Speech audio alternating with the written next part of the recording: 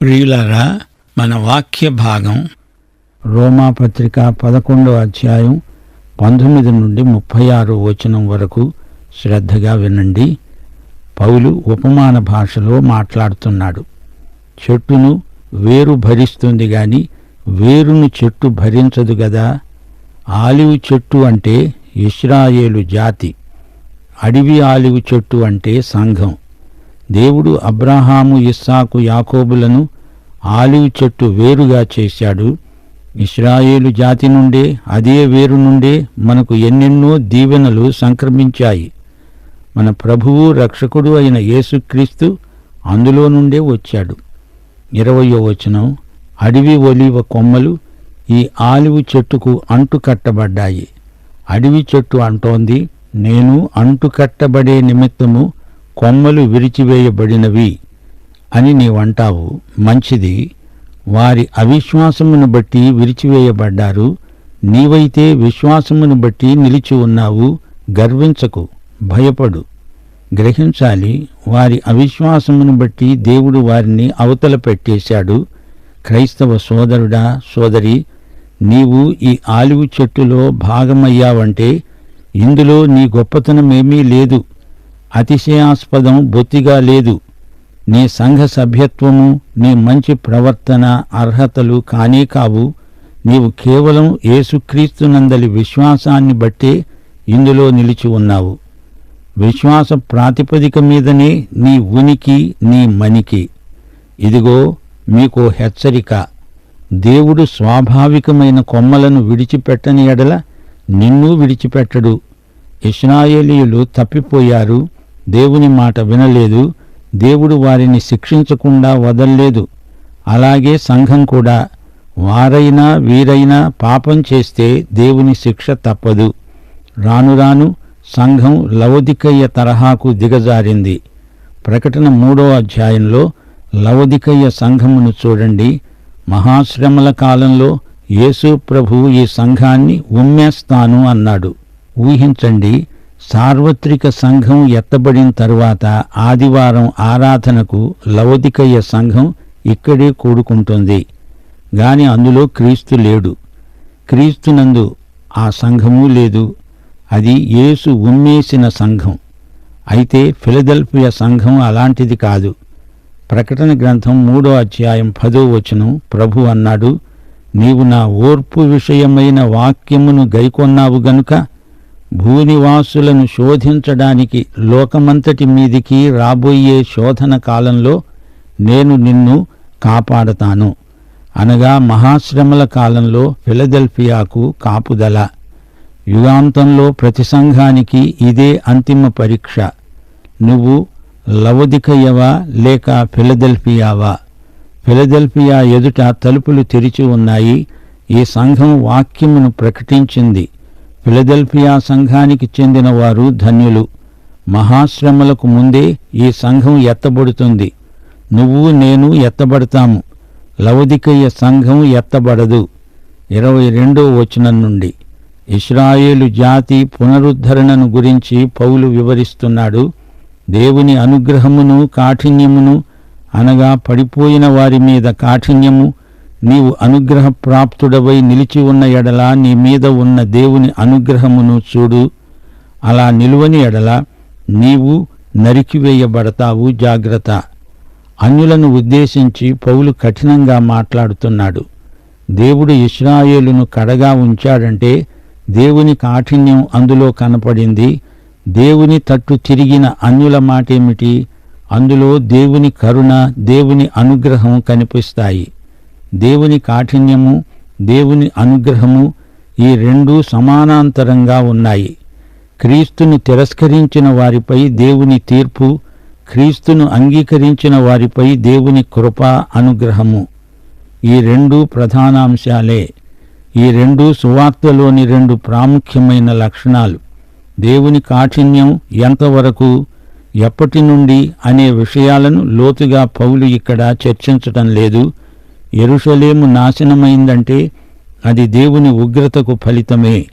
క్రీస్తు శకం 70వ సంవత్సరంలో జరిగిన చరిత్ర సంఘటన అది భయానకమైన దృశ్యం. దేవుని బిడ్డలారా, దేవుని కృపను తేలికగా చూడకండి, నిర్లక్ష్యం చేయకండి. దేవుని కుటుంబంలోకి మనము వచ్చామంటే అది దేవుని కృపే.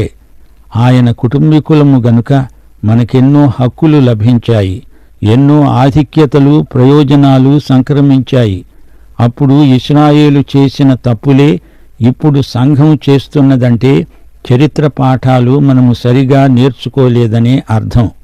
23వ వచనం, వారు తమ అవిశ్వాసములో నిలువకపోయిన ఎడల అంటుకట్టబడతారు. దేవుడు మరల వారిని అంటుకట్టడానికి శక్తిగలవాడు. ఎట్టి యోగ్యత లేని అన్యులను దేవుడు అంగీకరించాడు. అలాగే ఇశ్రాయేలును కూడా అంగీకరిస్తాడు, వారిని మళ్లీ స్వీకరిస్తాడు. ఇశ్రాయేలు జాతి అంతా దేవుని వైపునకు తిరుగుతారు. ఇర్మియా గ్రంథం 23వ అధ్యాయం 3 నుండి 8వ వచనం వరకు ఇదే అంశం ప్రస్తావించబడింది. ఇశ్రాయేలు పునరుద్ధరణను గురించిన అమూల్యమైన ప్రవచనమిది. అలాగే జకర్యా గ్రంథం 12వ అధ్యాయం 10వ వచనం అంటోంది, దావీదు సంతతి వారి మీద, యెరూషలేము నివాసుల మీద కరుణ నొందించే ఆత్మను, విజ్ఞాపన చేసే ఆత్మను నేను కుమ్మరించగా, వారు తాము పొడిచిన నా మీద దృష్టి ఉంచి, ఒకడు తన ఏక కుమారుని విషయమై దుఃఖించేటట్లు, తన జ్యేష్ఠపుత్రుని విషయమై ఒకడు ప్రలాపించేటట్లు అతని విషయమై దుఃఖిస్తూ ప్రలాపిస్తారు. అది ఇశ్రాయేలుకు మహాప్రాయశ్చిత్త దినం.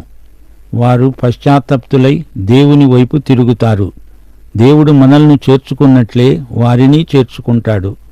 ఆయన కనికరం మహాకృప. 24వ వచనం, నీవు స్వాభావికమైన అడవి ఆలివు చెట్టు నుండి కోయబడి స్వభావ విరుద్ధముగా మంచి ఆలివు చెట్టున అంటుగట్టబడిన ఎడల, స్వాభావికమైన కొమ్మలైన వారు మరి నిశ్చయముగా తమ స్వంత ఆలివు చెట్టున అంటుకట్టబడరా? ఆలివు చెట్ల ఉపమానాన్ని పౌలు ఇంకా కొనసాగిస్తున్నాడు. ఆలివు చెట్టు అంటే ఇశ్రాయేలు జాతి. ఈ ఆలివు చెట్టు వేరు అబ్రహాము. ఈ ఆలివు చెట్టు కొమ్మలు కొన్ని నరకబడ్డాయి. ఈ జాతిని దేవుడు తిరస్కరించాడు. నరికివేయబడిన కొమ్మల స్థానంలో అన్యులు అనే అడవి ఆలివు కొమ్మలను దేవుడు తెచ్చి ఈ చెట్టుకు అంటుపెట్టాడు. అంటే వారిని యూదమతానికి చేర్చాడని కాదు. అలా గనక అయితే అన్యులు కూడా పాత నిబంధన ఆచారాలన్నీ పాటించాల్సి వచ్చేది. ఇశ్రాయేలు జాతిని ప్రక్కన పెట్టేసి దేవుడు సంఘమును చేపట్టాడు. ఈ సంఘములో యూదులున్నారు, అన్యులు అనగా యూదేతరులు ఉన్నారు. అబ్రహామే విశ్వాసం చేత అందరికీ తండ్రి అనగా వేరు అయ్యాడు.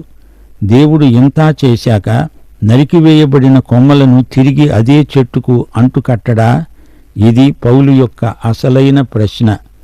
దానికి జవాబు పౌలే చెప్తున్నాడు. దేవుడు ఇశ్రాయేలును శాశ్వతంగా విసర్జించడు. 25వ వచనం, సహోదరులారా, మీ దృష్టికి మీరే బుద్ధిమంతులు అనుకోకుండా ఈ మర్మమును మీరు తెలుసుకోవాలని కోరుతున్నాను.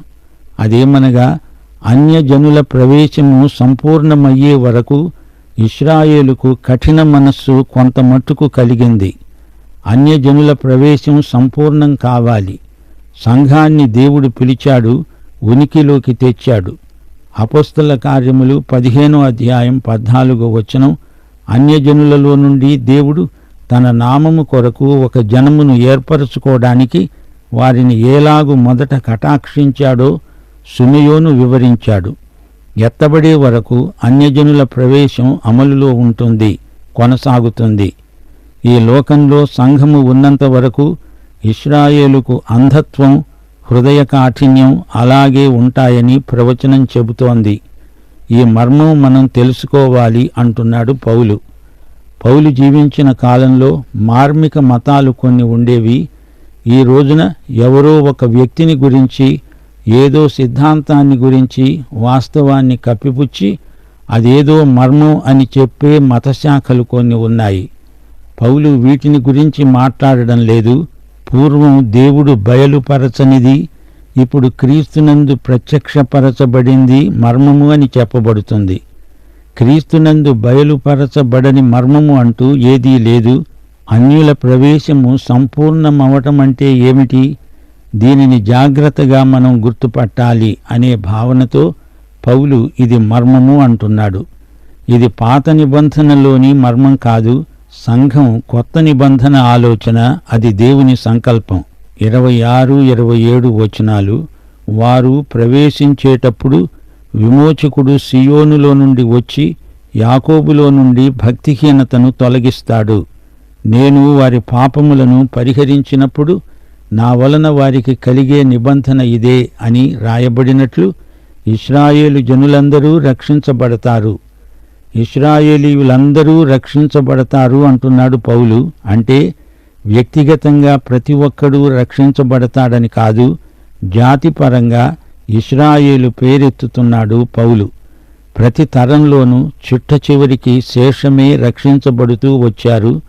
యెషయా గ్రంథం 59వ అధ్యాయం 20వ వచనాన్ని పౌలు ఇక్కడ ఉటంకిస్తున్నాడు. సియోను నొద్దకు యాకోబులో తిరుగుబాటు చేయడం మాని మళ్ళుకొనిన వారి వద్దకు విమోచకుడు వస్తాడు. ఇదే యెహోవా వాక్కు. వ్యక్తిగతంగా ప్రతి ఒక్కడూ దేవుని తట్టు తిరగాలి అనే సందేశం ఇందులో ఉంది. శేషిత జనాంగమే ఆయన వైపునకు మరలి వస్తారు. వారందరూ రక్షించబడతారు. రక్షిత ప్రజ, శేషిత ప్రజ, వారినే ఇశ్రాయేలు అని జాతిపరంగా పౌలు పేర్కొంటున్నాడు. ఏలియా కాలంలో శేషం ఉన్నారు, దావీదు కాలంలో శేషము ఉన్నారు, పౌలు కాలంలో కూడా శేషిత ప్రజ ఉన్నారు. ఇప్పుడు మన కాలంలో కూడా ఉన్నారు. మహాశ్రమల కాలంలో కూడా శేషం అనబడిన రక్షిత ప్రజలు ఉంటారు. 28, 29 వచనాలు. సువార్త విషయమైతే వారు మిమ్మును బట్టి శత్రువులు గాని, ఏర్పాటు విషయమైతే పితరులను బట్టి ప్రియులై ఉన్నారు. ఏలయనగా దేవుడు తన కృపావరముల విషయములో, పిలుపు విషయములో పశ్చాత్తాపపడడు. పౌలు ఈ చర్చను ముగిస్తున్నాడు. అన్యుల కోసం ఇశ్రాయేలీయులు శత్రువులు కావలసి వచ్చింది. ఈ విధంగా సువార్త అన్యులకు అందడానికి ఆస్కారం ఏర్పడింది. అయితే అబ్రహామును బట్టి వీరందరూ ప్రియులే. అబ్రహాము, ఇస్సాకు, యాకోబు వీరు పితరులు. వీరిని బట్టి క్రైస్తవులు యూదుల పట్ల వ్యతిరేక వైఖరి అవలంబించకూడదు అని హెచ్చరిక.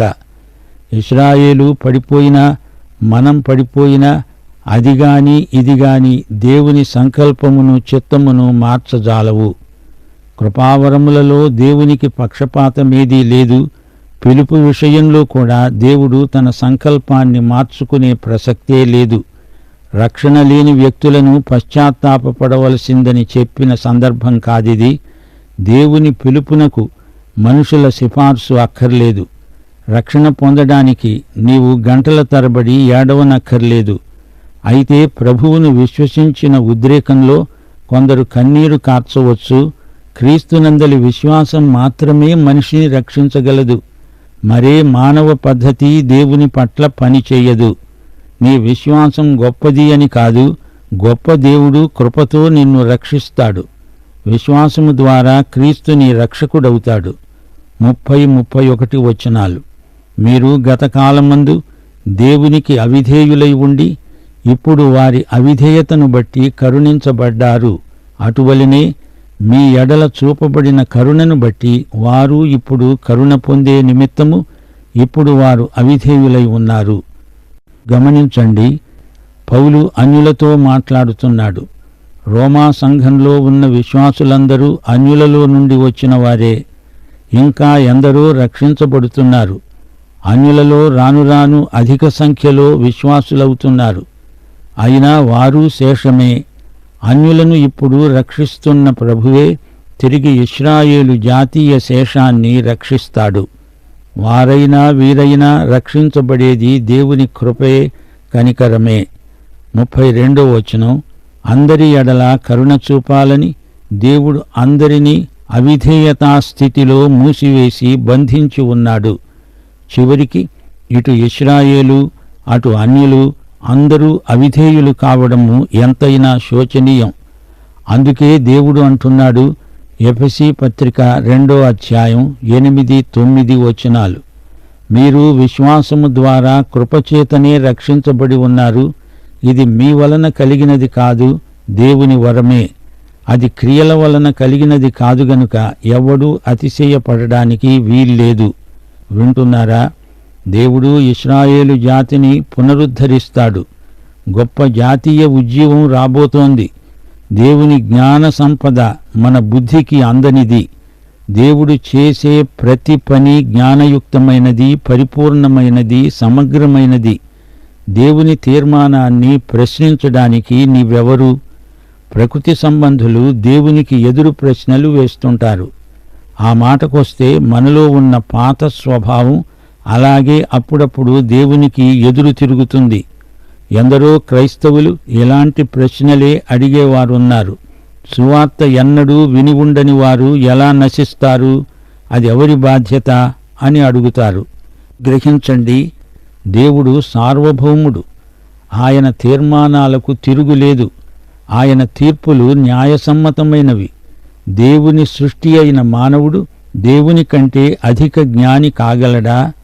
ఆహా, దేవుని బుద్ధిజ్ఞానముల బాహుళ్యము ఎంతో గంభీరము. ఆయన తీర్పులు శోధింపనెంతో అశక్యములు.